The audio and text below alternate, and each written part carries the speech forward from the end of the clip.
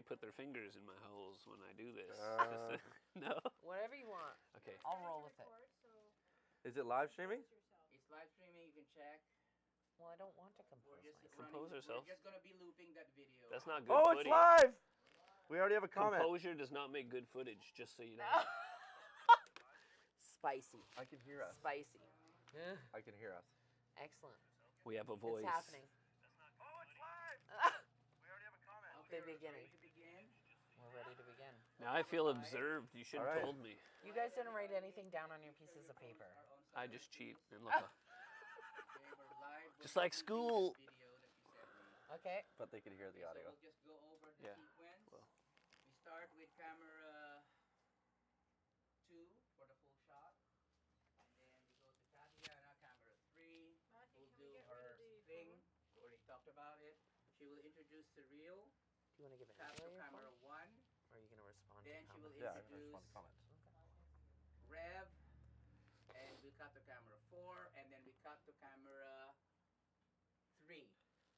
The audio's off right now? Did you make note of that? I got really nervous all of a sudden when I knew I was observed. Like, oh, it's I like know somebody's it. watching me pee or something. They can't see us, but they can hear us. Right now they can hear us? The anticipation. And then 3. You should have told me. And then 1. Or was that And the countdown or the then camera? Back to 3. Then back. Then 4. Then back Still to one. 2. And then just follow the conversation. Good? Yeah. Yes. I didn't hear anything he said, but it's okay. It All wasn't right, for so us. we'll count it down on 10. Watch her for the countdown. I'm not ready. Sit up straight. When I do this, you guys put your fingers in, I'm going to go, Smile. And count down from 10.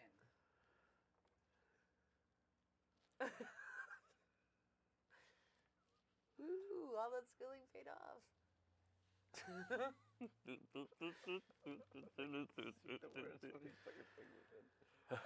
Hi.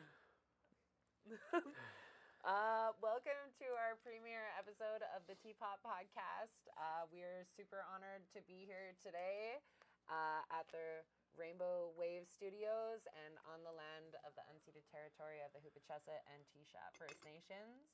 So thank you so much for joining us. I'm Tatiana Massa, and to my left is Matt Surreal. You're putting your hand in front of her while she's on air.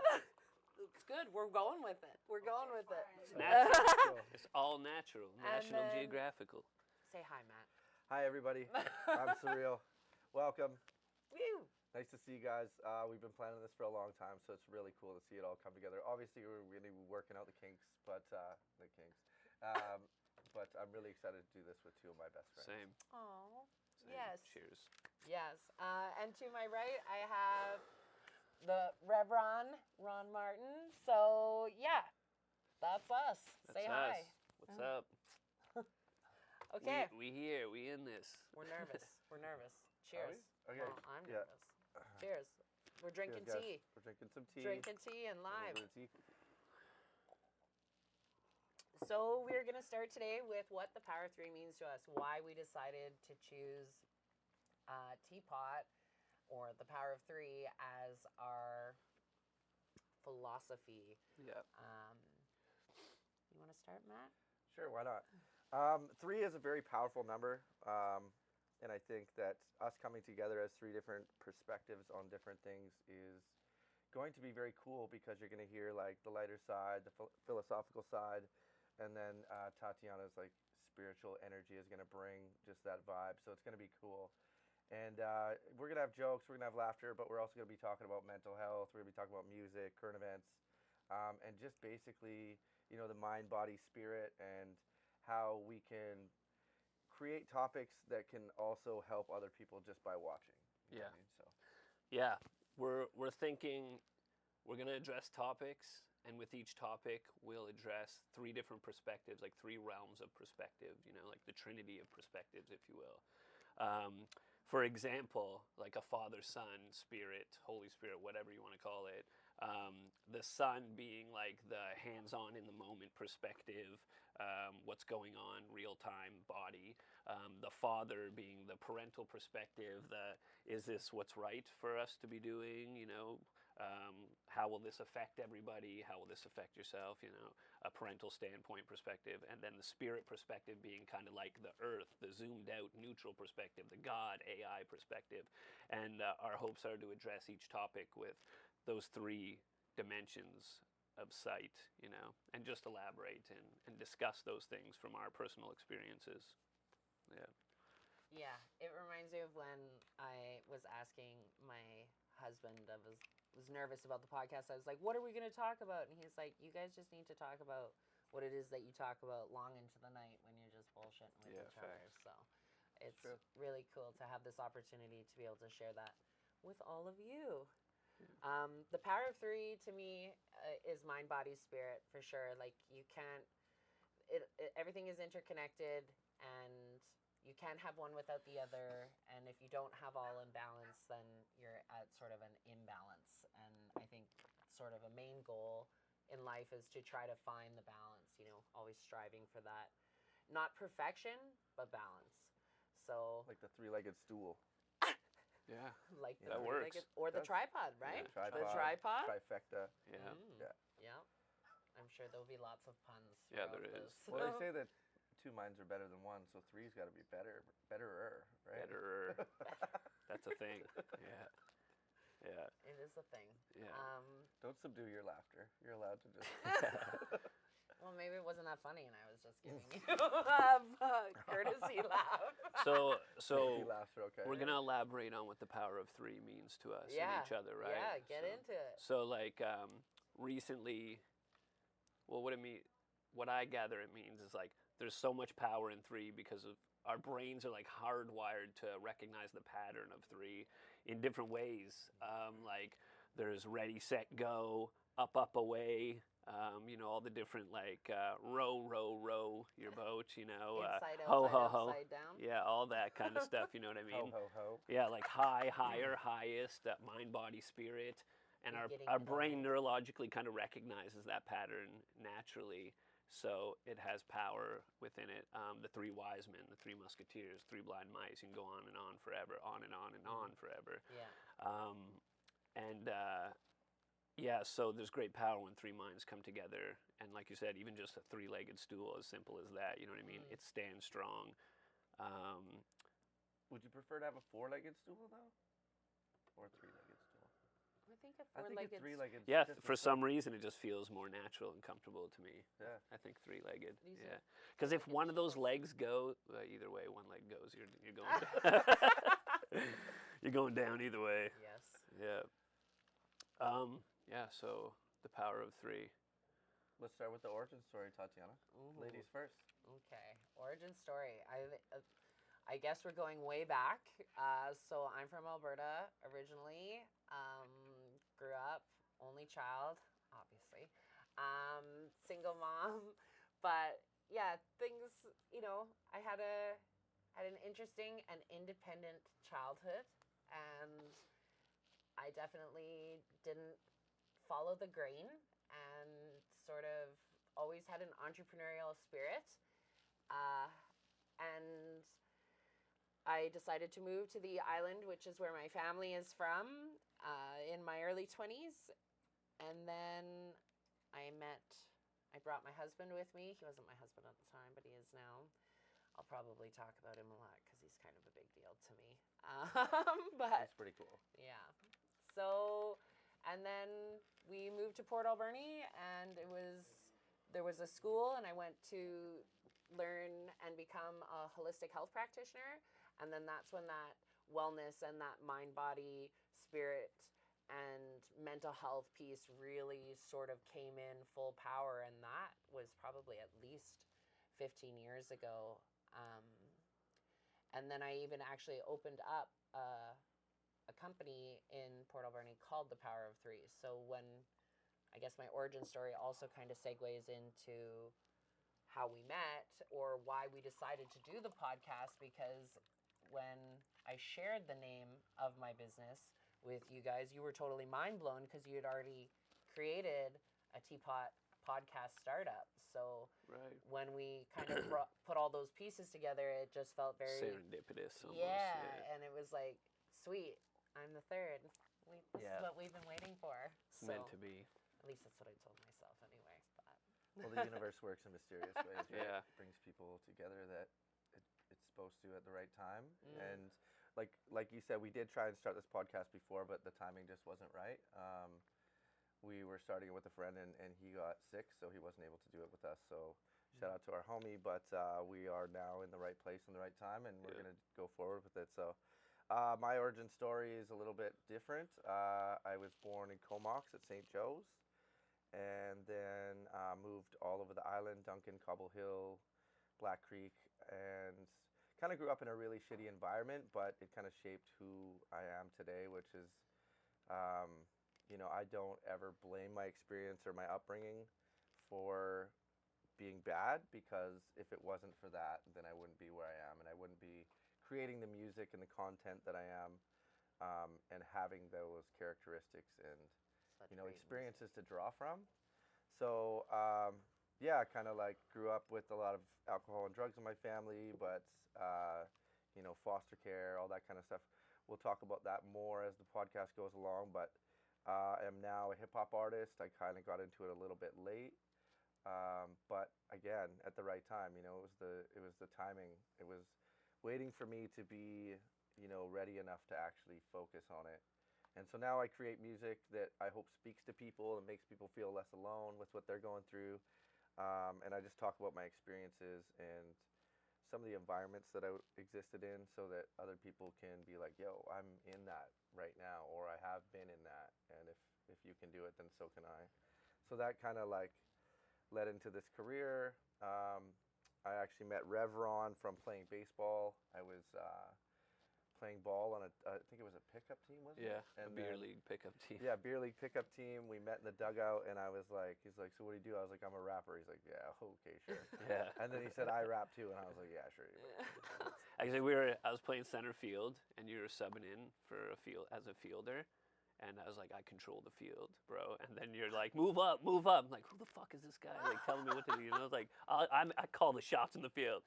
And you're just like really assertive and really part of the team, even though you're just a sub in. I was like, this guy is like outspoken. He's just like, And then in the dugout we were talking. You're like, I make hip hop music. I was like, oh, I bet you do. And then no, it's true. I was super pessimistic and judgy. And then yeah, I couldn't imagine you any right.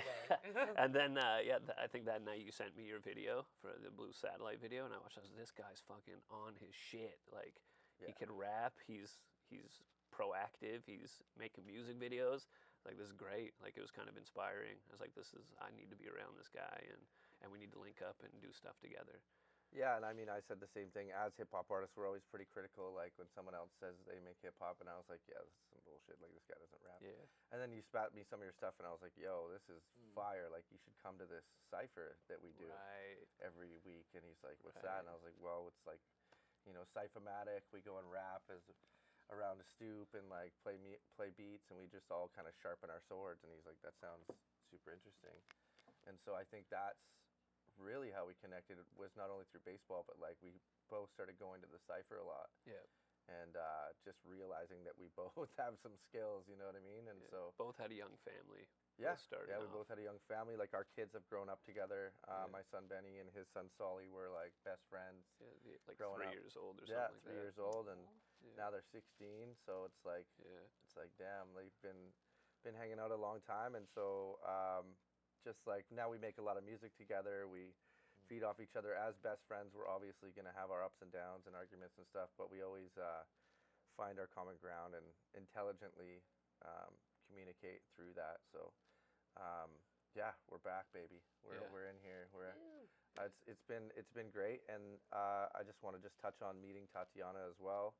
I met her at 5 Acre Shaker. She was doing all the backstage stuff, and I was an artist on the festival.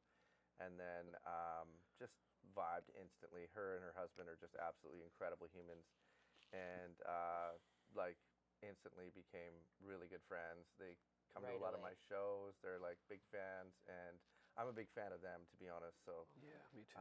I think it's just, I think it's cool. Like we obviously met for a reason. So It was super cool because I Yeah. remember I was kind of in a bit of down and outs actually when I met you guys. Not that I probably really projected that, but I had just gone through like a big cleansing of friendships and old relationships and image and like who am I, and then met you. It was instant connection. Went to a couple shows, fell in love with the music. Actually reminded me, brought me back to my origin story, brought me back to my roots. And when I started hanging out with you, it felt like I was home. And it was just like resonated. And it was a part of myself that I forgot all about, that needed love and nourishment, you know, that hip hop, the old school, the talking about rawness and just being real and having jokes. Like it wasn't rawness. Raw dogness. I said rawness.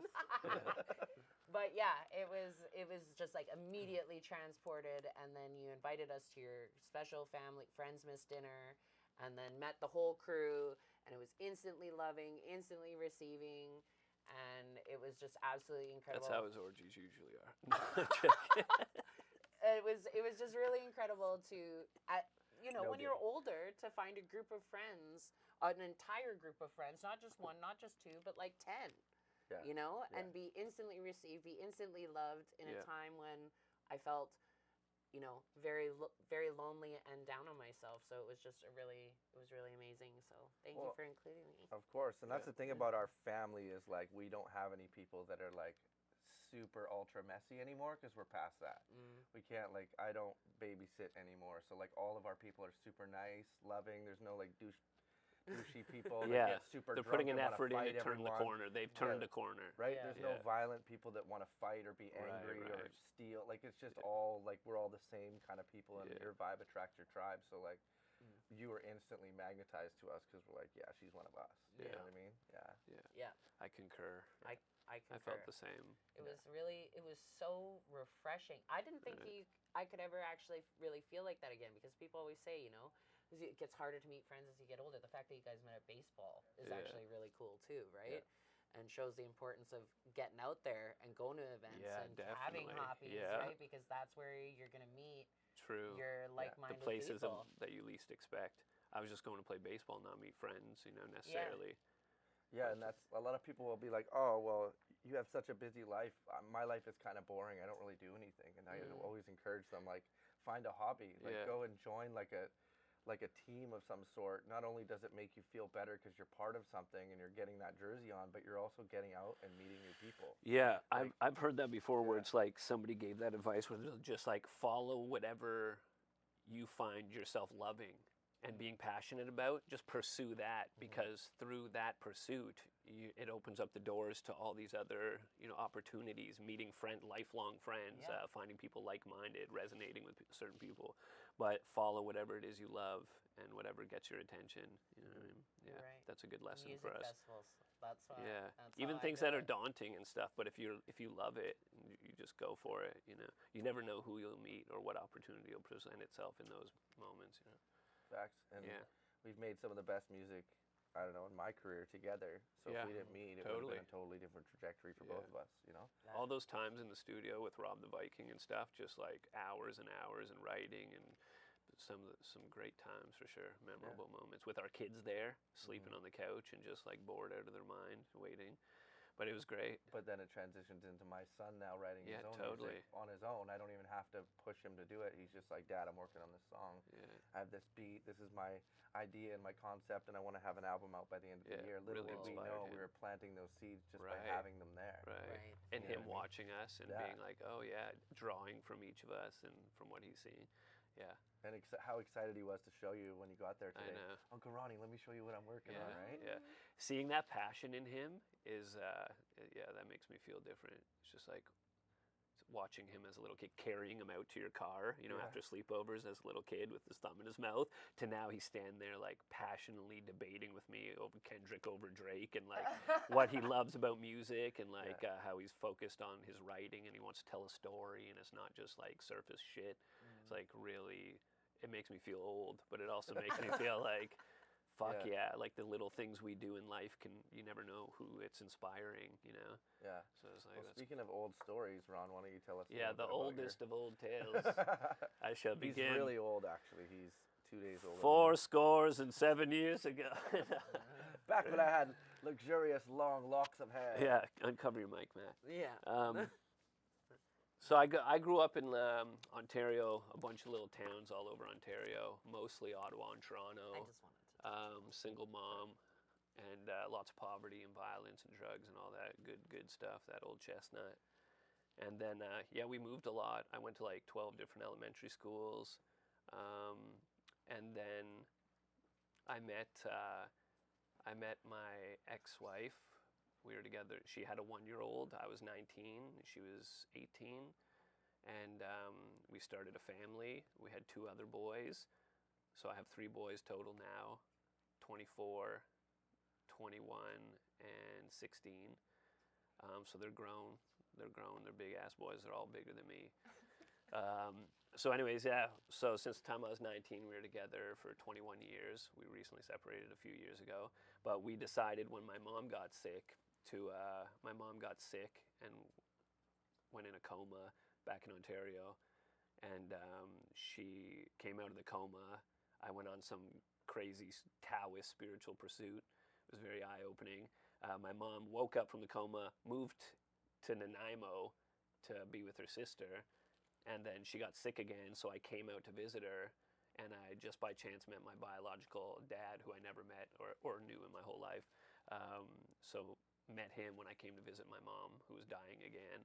And she passed away, and my dad said, like, bring your little family out west and move here, and we could start something. And I did, and, you know, I lost my mom, but I gained my father, who I never had my entire life. So she left me another gift there, you know. Mm-hmm. And my boys have grown up here so far. And then, meeting new friends, making lots of music. It was where I was meant to be and end up, you know, not end up, but be here for this time. And the people I've met and the goals I've obtained while being here, personally, spiritually, musically, family, socially, all those goals I've been checking boxes. This is a big part of it. This platform, to be able to speak to as many people as we can and share what Tatiana was attesting to, and just the realness. You know, we got surreal here, but it's true. You know, just to attest to that realness and to be able to work through things and understand we all come from the same place. So we're here now, and we have this platform. And you already know how I met Matt. Baseball, him being a bit arrogant and talking a lot. Me being arrogant. Wasn't that a part of his And then, charm, though? Yeah. It made you drawn to him. It did, totally. and then actually we were gonna start a podcast called The Power of Three, like Matt touched on. And he's like, well, we have this other person who wants to do it, you know, but we have our T3 member, the guy who was going to do it with us originally. But like Matt said, it's just circumstances and timing and things that are meant to be. And when I did meet Tatiana, we had like a long-ass conversation about all these kind of lore talks and spirituality and what certain things mean to us. And we just kind of connected instantly. I think we talked for like 2 hours. We were at a battle rap event back at the hotel, and we were just talking, and I knew right there, like, she was special. You know, she's like a wealth of knowledge. She's very ambitious. She's very down to earth. She's very caring. Her family invited us in. Like, we sleep at their house. Her family's very welcoming, and her family's very real and down to earth.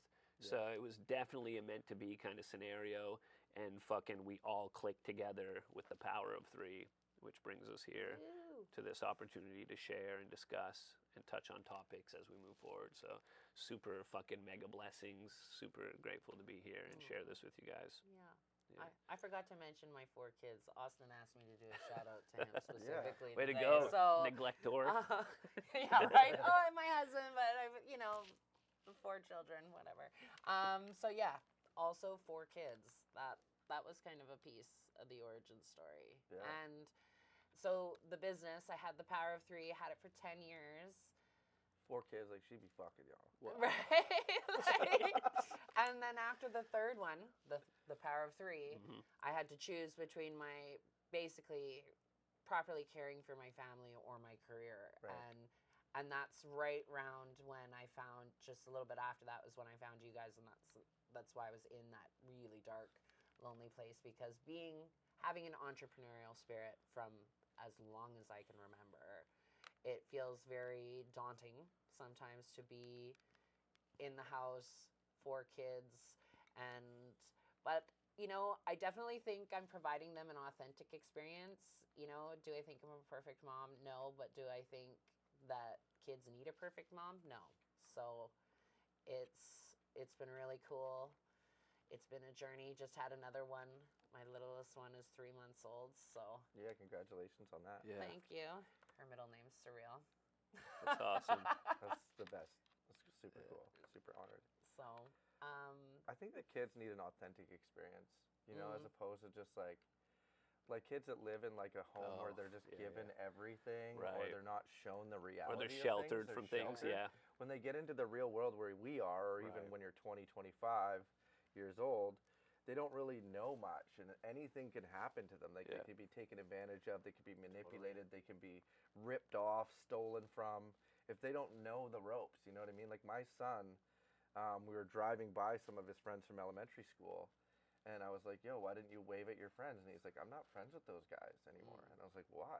And he's like, because they all do drugs and lean and Xan and stuff, and I'm not going down that road, because I know you've shown me what you've been through. right. And I don't want that to happen. Like, I don't want to get into that life. That's our story Because too. I've never sheltered him from Right. that, though. Right. I used to take him to his Right. grandma's house and be like, this is where I used to live when I was a kid. Like, it still triggers me. So this is what I want you to see. And, like, I never hid from him the fact that my brother died by suicide, or that Right. my dad had alcohol issues. You know what I mean? So he knows the things that can happen if you go down that road. So I think if we shelter our kids too much and don't show them that reality, they have a real big chance of falling into that Yeah. themselves, because we just shelter them from it. Be like, no, everything's good over here. Right. Like, it's totally fine. You're never going to have any trouble. And then when they fall into trouble, they're not ready for it at all. Yeah. So if you like can show them a little bit without obviously entrenching them in that and neglecting your kids, Right. then you can kind of teach them the ropes of like how to navigate that a little bit better Yeah. without having to live that experience themselves. Yeah.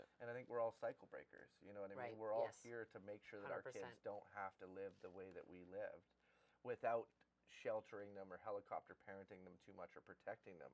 We can kind of show them the way. And I am a little bit afraid that this might be the last generation of people that are doing this, right? We grew up in the 80s Potentially, and yeah. 90s Yeah. where we saw that shit, we saw that strife, you know? Like, for instance, I was neglected for a long time before the ministry stepped in, and even when they tried to step in, my mom would, like, put up this protected shield so they wouldn't be able to take us away. And nowadays, like, you can get taken away for yelling at your kids, you know what I mean? Your kid will be like, I got the ministry on speed dial, Yeah. and they'll be like, yeah, we got your kid. But, like, back in the 80s, it was like you literally had to prove that the kid was being neglected to get taken Yeah. away. So it was like, Yeah. so now it's like we might be the last generation of these cycle breakers that are really like taking that shitty experience and turning it into a positive one for our Yeah. kids. The hardships build you, right? They Like do. if you could think about the hardest job you've had when you were younger, and how you're grateful you actually endured that hardship job, so you could talk about it now. Yeah. Be like, that helped build my character. It taught me like how low it could be and how much I'd have to scrape for so minimal. And now look where I am. I can appreciate where I am. Also, it's like I notice raising my boys, if you don't let them see hardships and stuff like that, then some of these young people will start to create their own hardships Yeah. in order to Yes. have their own story. Yes. Right. You know what I Yes. mean? Right. So you have Yes. these I young notice people, it. like Yes. 14, 15, earlier even, about 14, 12. yeah, 12, 13, 14, Yeah. 15.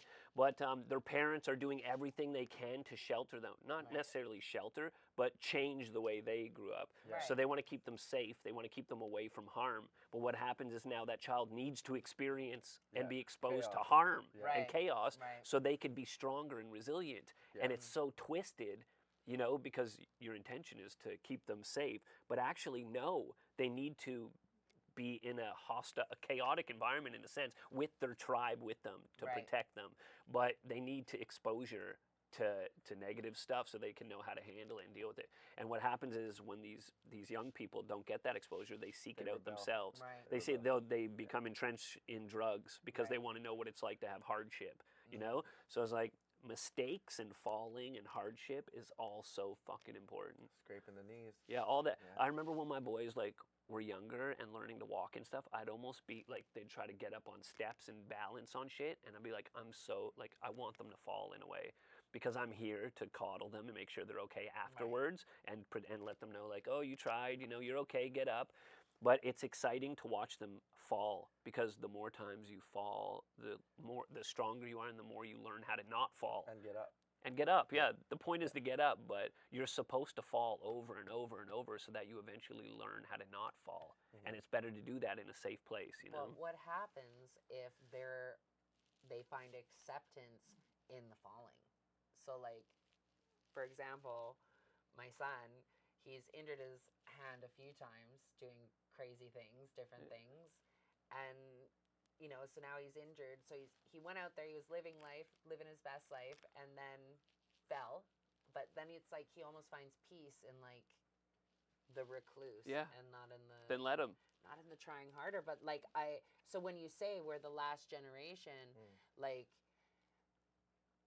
I feel like it's almost already too late. It feels like it's on the cusp of that. Yeah, like I feel like mine are just already. But you know what? I it's have faith in easy. that, Tatiana, because like honestly, you don't sit still. Like you're so ambitious and like busybodied that he's gonna sit there and lay back and then be like, I'm missing out on the world. You know what I mean? He's gonna realize. Let him get sick of it. Yeah. Let him do it until he's sick of it, and then he'll be like, "Oh shit! Like my mom's doing all this stuff. My So other stressful. brother, look at it. You know." Yeah. I think the more exposure he has to that and missing out, then he'll get over it. So like, have fun, buddy, laying there doing nothing. You know, like we're going to do this. Right. So hopefully you join us when you're ready, and then I think he'll get sick of it eventually, if he sees other examples. You know. Right. I think that there's more to entertain people when they're on the lam too now than there used to be. Like back in the day when I hurt myself, it's like, okay, you're sitting in your room. How many books can you read? Right. Like how many times can you try that same level on Nintendo 1 before you get frustrated and turn it off? Fair. And now I've got to go figure out my life and go outside. Whereas now, like you have YouTube, the internet, you have Snapchat, you have The TPOT video games, Podcast. you have 3 different. Catering to them. Right, you can watch the TPOT Podcast. You can binge watch us. But it's just like there's just so many things that cater to kids not being bored anymore. Whereas it's like, go to your room. Haha, perfect. Yeah. I have so many things I can do in my room now. But then it's like, go to your room. I'm going to shut off the internet and take your phone. Well, now that's an actual That's way punishment. 'cause different. It's That's what like, I oh, just did. shit. Well, Yesterday. my stepdad used to be like, lay in your bed. It's like 2:30 in the afternoon, 3 right after school. You're grounded for the week. Go lay in your bed. No books, no nothing. You can't draw. Lay in your bed. It's like, Can't oh my draw. god, That's prison. that was That's- rough. That was prison. I remember whistling. You'd be like, don't fucking whistle in this house. It's like, you know, you get beat up in jail if you whistle. I was like, I'm not in jail, bro. It's like, I love my life. I'm whistling. Too bad. I did one time, because you can't beat your kids anymore. Not that I ever did, but I think about it sometimes. Anyway. Little do you know. No, I'm just kidding. But I was so mad at Austin, again, surprise, that I literally moved all the furniture out of his room, like Hulk Mom, moved it all out, like dresser, clothes, threw it all into the playroom in a giant pile, put his mattress on the floor, and I said, here, this is what jail feels like, and this is where you're going if you don't smarten up. Nice. Huh? Yeah. It was pretty good, yeah. amazing. Yeah, it's good. So- Exposure. I was thinking about this the other day. I told my mom, I think I was like 4 years old. I'm like, I'm running away from home. I'm sick of this. And she goes, okay, fine. Yeah, you can leave home with everything that you own. So now I'm sitting at the end of the driveway in a diaper, no clothes, nothing, because she owned it all. Now that's child abuse for sure. Right. But like I sat out there till it got dark, bro. Like I was Oh. writing about this the other In day a for my diaper book. still? In a diaper. That I was started probably young. out there for 4 hours. You were 4 in a diaper? Yeah. 4 in a diaper. Times were different back then. 3 maybe. Back in the 60s, Maybe times I were way wasn't in a different. diaper. I don't know. I just Yeah, picture yeah. myself. But it was a long I probably wasn't in a diaper, but I just picture myself in a diaper. But Right. I guess 4 is pretty old for a diaper. Now that I think about it, but Probably like 6 or Maybe 7 the or neglect something like that. continues. no. I was definitely like in the 4 to 5 age range. But I think I always picture myself with like the stick with the little Yeah. hobo Right, sack on yes, it. You know what I yes. mean? Like just out there like crying, like I don't own anything. Like Yeah. my mom owns it all. And then I was wondering why the ministry kept coming by and trying to take us. But like, I just realized in that moment that like I really didn't own anything. So it kind of gave me a little bit of a lesson. Like, as cruel as it was, I was like, you know, one day I'm gonna buy all my own stuff, so no one can take that away from me, and no one can say you don't own anything. Fair, yeah. So now I like make sure that when I buy something, I pay it off, or like, Right. you know, it instilled that in That's me that like I interesting. have to own this because Right, no one right. can take it. But it's funny still because my son will be like, "You can't close my window. That's my window," and I'm like, "Actually, Yeah. like, if you want to start paying rent, Right, it could be right. like a percentage of your window." But considering it's my window, Yeah, reality, close bro. the window, like, you know. So Love it. it's still carrying on. They're so froggy at this age. They're so yeah. outspoken and like entitled. It's funny. Yeah. Is it? Oh, I mine don't is find it Yours isn't funny. old in enough yet. ways. In ways. We don't have any. We don't Oh, have right. Any yet. I also forgot to mention that we're doing a giveaway at the Yeah, end we of this live. We sure are. Ta-da! So this is a fun wellness bag. It's got some goodies in it. And what we need from you, it's got incense and bath salts and facial toner and Facial toner. sage. What we need from you is to comment what your favorite thing or the thing you resonated the most with so far in this episode, and then share our live stream. And then we will announce the winner at the end. Do we know how long we've been on here? Yeah. What's that? Half an hour. Nice. Shout out to our behind the scenes crew. This is our initial episode. We Yeah. got to give a shout out to our behind the scenes crew. We got Angela, As my always. assistant in the background. We've got Cody and Ranger. Craig. Gary Ranger doing, what did they call it? Pressing? I don't know.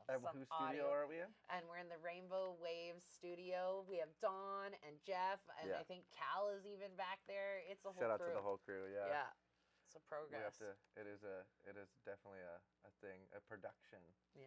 We want it to be as professional, but also kind of just like a loose conversation. But we want to make sure that it's done well. You know what I mean? And obviously, this is our first initial episode, so there's going to be some bugs to work out.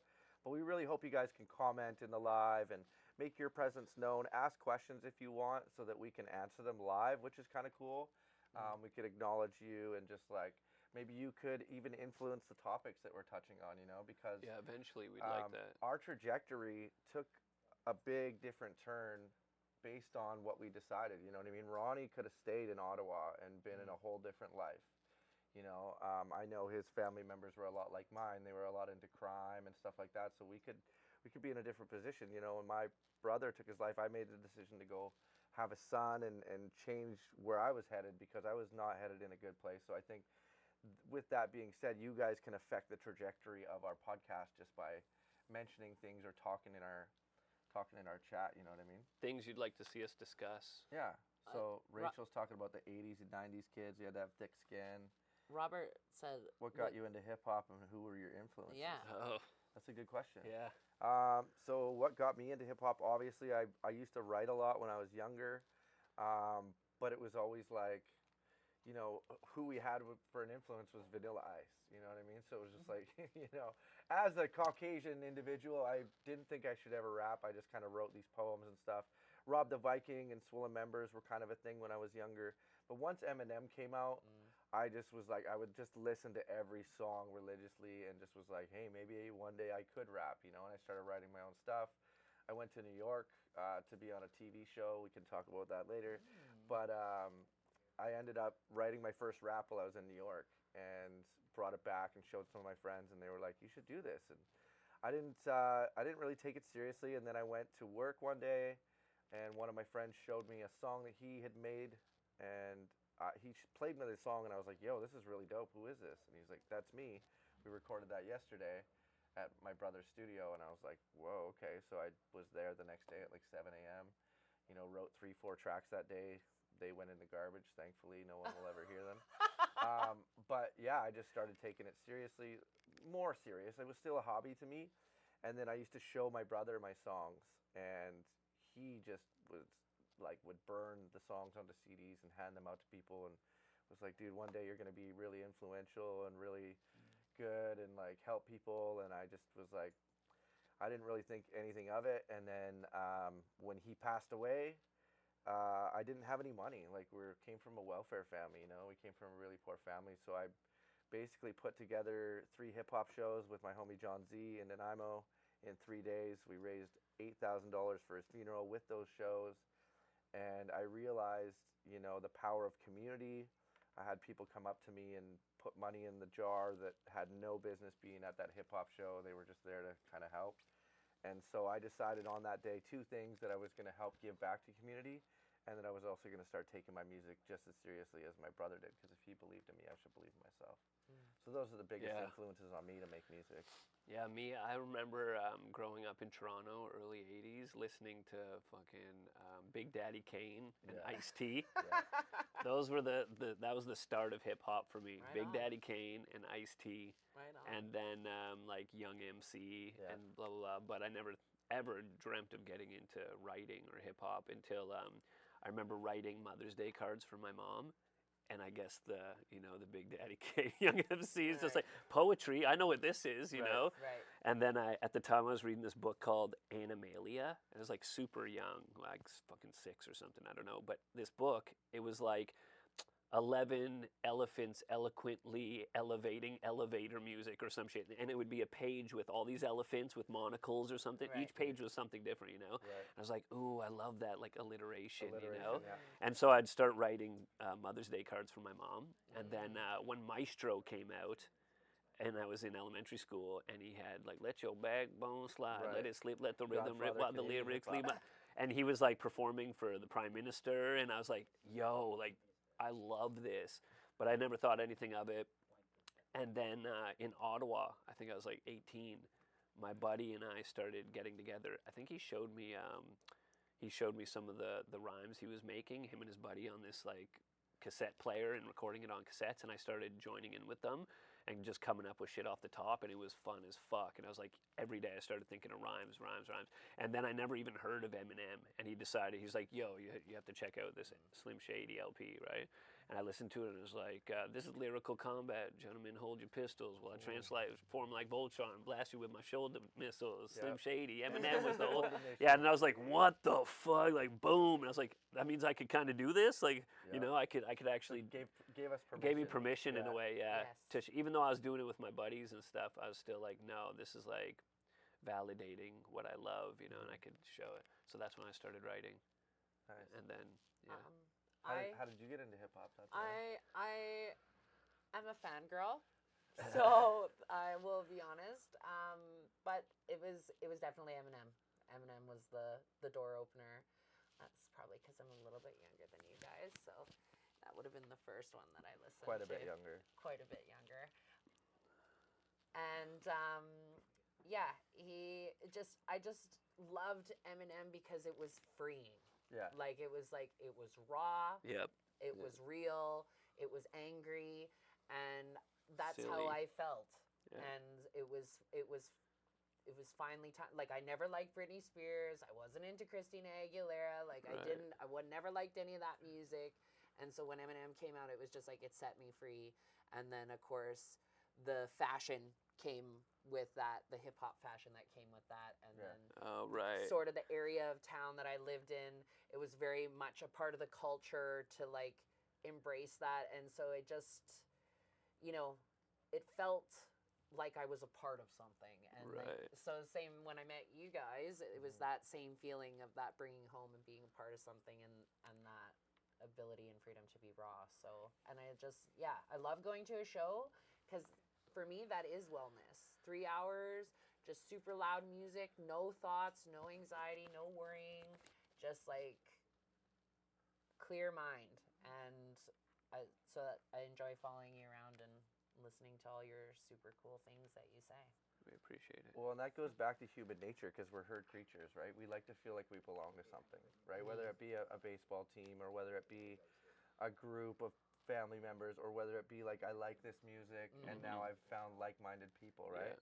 So I think that that's what we really want to touch on this podcast, is just like the mental health aspect, how this whole thing can make us feel better. We're going to be breaking down songs that we've created. We're going to be talking about current events. We're going to be talking about mental health topics that mean a lot to us and mean a lot to our viewers as well. Some current event stuff. Yeah, current events, and we want you guys to, maintain the audience. Like, follow us on all the social media. We're going to be starting a TPOT Podcast Facebook. We've got a TPOT Podcast YouTube. So please make sure you share this live out. This is our first episode, so we wanted to stream it live. We will be dropping other episodes. I'm off on a little vacation, so we're going to have a couple episodes as well while I'm off, and just continue to support us, guys. Make sure you follow us, keep the traffic going. I really want to just thank Tatiana for helping kickstart the fire under this, because me and Rev had this on our minds for a long time, but we kind of put it on the back burner, and she was able to help us steep it, put both bags in, heat up the kettle, plug it in, really get the kettle whistling, and didn't stop like kind of prodding us until we steeped in friendship. Put the bro. honey in there. Steeped in You know what I mean? friendship, We're deeply steeped in friendship. Yeah, thank you all for joining us. We look forward to sharing all these new topics and discussing things with you. Yeah. So, should we pick our winner? Yeah, we should. Angela, do you want to pick our winner? So basically, guys, keep an eye on the socials. We have our TPOT Podcast YouTube that we're going to be posting a link to. Please follow that and subscribe for now, and then you can catch us on the next podcast. So go ahead. Rachel. Yeah. Rachel Sabal? Rachel Sapala. Sapala. Rachel Sapala. So you'll have to maybe PM Matt. Yes, she lives in my city. So. And then give him your address and. Congratulations to Rachel Awesome. Sapala for being our first winner. Yeah, so whenever we do our lives, we're always going to be doing a giveaway. Might be wellness, might be merch. We don't know yet, but yeah. It's always going to be something cool. Yeah. And I want to give a big shout out to our host for this episode. As gentlemen, we were raised by our moms. We wanted to make sure that we had the lady host the first episode. And of course, we're going to have Rev Ron host the next one, and then I will host the third one. So just a big shout out to you guys for taking this time out of your day to come and hang out with me. I appreciate you. Yeah, likewise. And of course, to our crew in the background. Yeah. Thank you, everybody at home, for watching this. Anybody who's streaming this or checks in after we post the live, we love you guys. We truly appreciate you. And the power of 3 is here to stay. I hope you guys tune in again. All right? Awesome. Good. Thank We'll you. see you guys later. Bye. Cheers. Looks just like any. I didn't even know.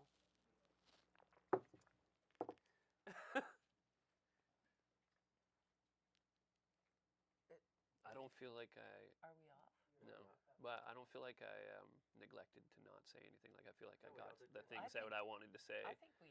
I didn't forget anything that was important that I wanted to talk about.